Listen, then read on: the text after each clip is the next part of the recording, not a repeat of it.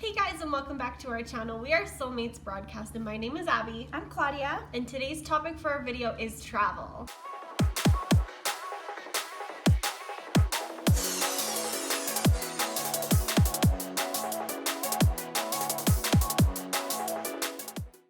So if you guys are planning a trip to Vegas and you're wondering how can I maximize my money, then by the end of this video, you're gonna learn how to do Vegas on a budget. And we're speaking from personal experience because we just did it, and we're gonna show you how you guys can do it too. So the first thing we're gonna look at is flights. Because we are from Canada, we needed to explore our options. And what we like to do is we subscribe to emails to travel blogs that are constantly monitoring flights for you. You need to constantly be watching them because they only have 1 to 2 hour time span before they sell out of these deals that the airlines do.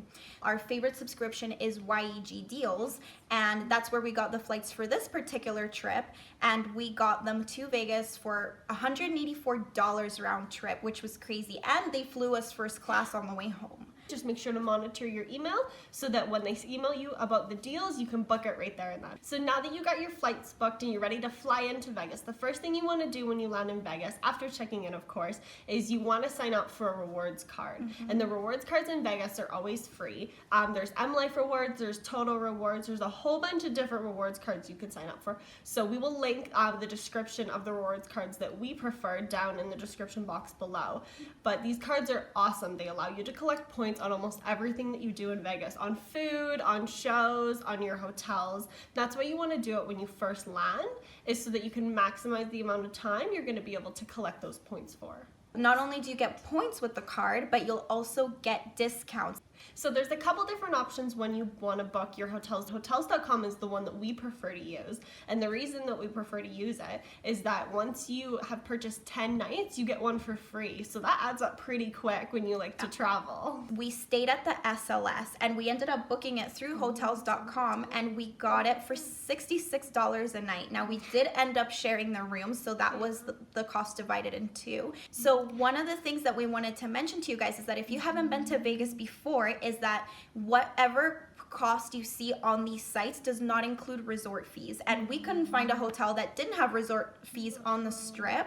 So you want to make sure that you read the fine print when you're booking these rooms so that you know how much you'll have to pay once you check out of the hotel in resort fees, because it almost doubles your room rate. And lastly, before we move on to the next thing, is that we want you guys to not be afraid to ask for upgrades. I know that we called the hotel a couple of days before we were flying out, and we were just asking them some questions, and they just gave us an upgrade to a room with a way nicer view and at the top of the hotel. So next topic that we want to discuss is Food. So you want to bring your own snacks to Vegas, and this saved us a lot on money and also a lot on time. So we packed water, we packed bars, we packed popcorn, we packed chips, anything that we could kind of take with us or even eat for breakfast and eat on the go. Our hotel room in Vegas did not have a fridge in it, but it's something that you can request if you do want to store food in the fridge. So the next thing that we want to talk about for food is asking for discounts. As well, once you've gotten the reward card that we talked about earlier on in this video, you want to make sure and ask if they accept the reward card there, because they probably do, and then make sure you get your points or discounts that you can get with the reward card. Yeah. And to total it all up on us eating out, we did approximately spend $155 each. And if you guys want to see where we ate out during our trip, check out our 2 other vlogs so that you guys can see all the restaurants that we went out to. But our favorite one was called Lago, and you'll find that at the Bellagio. And not only was the food spectacular, but also the view, because they have a patio where you can sit outside and you can watch the Bellagio fountain show that runs every half an hour. So there's no way that you'll miss it while you're having your nice dinner. We'll make sure to link the vlogs down below for you guys. So the number that Claudia just gave you guys for our food spending does not include drinks. So as we already said, we brought all of our own water, but we're going to discuss later on in our nightlife section how we got free drinks the entire time on our trip. So now we're gonna move on to transportation because the strip is so big, hardly anything is within walking distance. And we were hopeful that we were gonna be able to walk, and I mean, sure you can, but you'll just waste a lot of time when you're there. So we had to look at other options. On the very first day that we were there, we did rent a car, and the only reason we did that was because we wanted to go to Fire State Park. And you can also check that out in our first vlog, in our part 1, because it was just so worth it. We did book the rental car via Avis, and it cost us $34 each.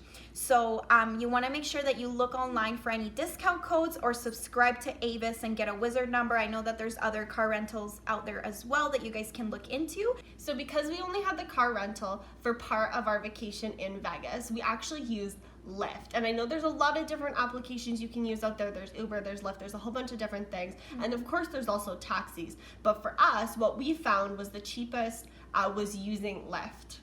So one of the things that we discovered on our trip is that there's a free tram going from some of the hotels to the other hotels. So there's a tram going north from the Monte Carlo to the Bellagio, and there's another one going south from the Excalibur to the Mandalay Bay. So they have stops in between, so you want to make sure that you're using those so that you're not spending too much time walking, where you could be enjoying a lot of the things that Vegas has to offer.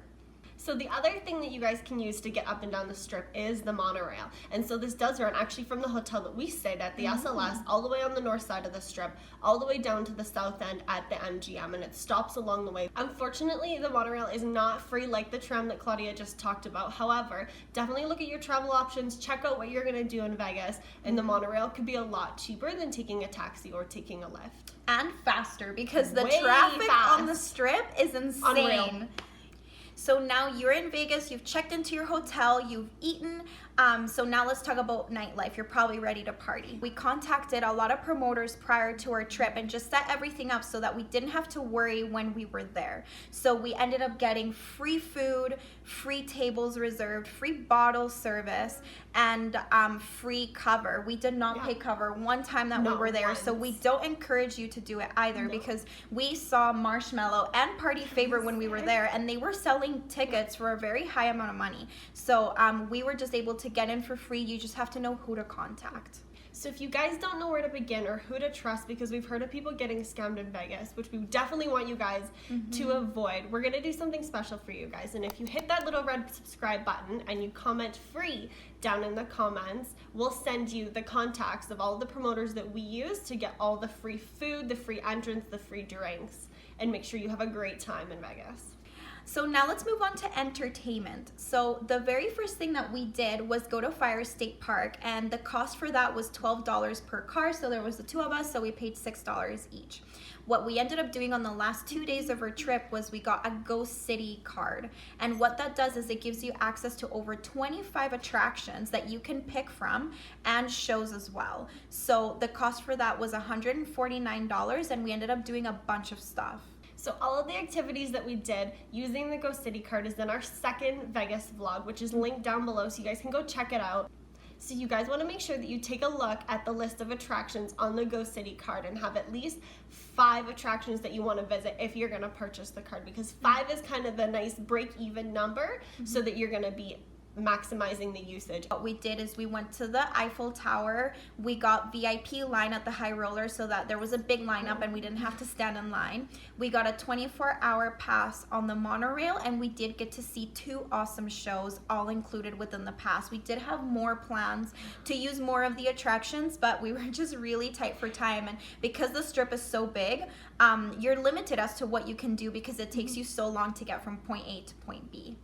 So the other thing that we did, and this is separate of the Go City card, was we actually went to a Cirque show. And the Cirque show that we went to was Zoomadini. And you can also check that out in the vlog down below. But it was honestly one of the best Cirque shows I have ever seen. And the cost for our tickets to Zoomadini was only $94.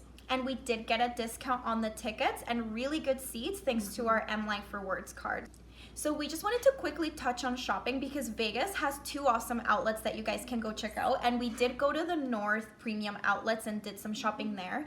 However, it is up to you guys to decide on how much budget you want to allocate to shopping because they do have awesome deals.